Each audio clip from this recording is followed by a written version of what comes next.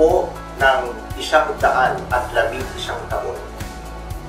Ang Iglesia sa kabuuan ay punong-puno po ng kalwalhatian na ipinagkaloob ng ating Panginoong Diyos mula pa sa pamumuno ng sugo ng ating Panginoong Diyos sa mga huling araw na ito, ang kapatid na Felix Manalo, hanggang sa kasalukuyang pamamahala. Tanda ito ng pagmamahal at pag-ibig ng Diyos sa Iglesia.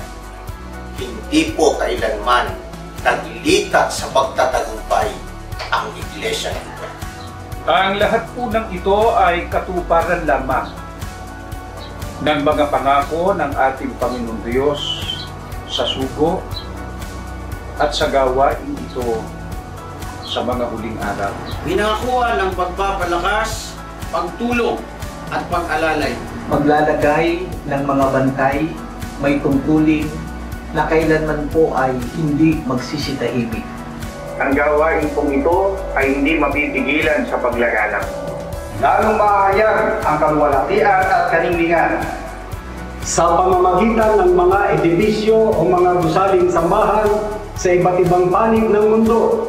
Sa kaluwalhatian ito'y lalong dadaigin ang sanlibutan. At higit sa lahat po, pinangakuan ng kagantihan at kaligtasan. Kaya ang pagsapit ng ika-111 taon ng Iglesia ay katunayan lamang po na papalapit tayo ng papalapit sa pagkakamit ng lalong tagumpay na ating inaasahan.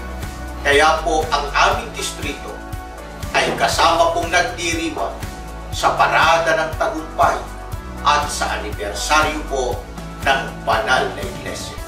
Sa kapatid na Eduardo B. Manalo, ang aming pong pinakamamahal na tagapamahalang pangkalahatan, at sa kapatid na Angelo Eranio B. Manalo, ang aming pong pangalawang tagapamahalang pangkalahatan. Ang aming pong distrito ay bumabati po sa inyo at sa lahat ng mga kapatid sa buong mundo na Happy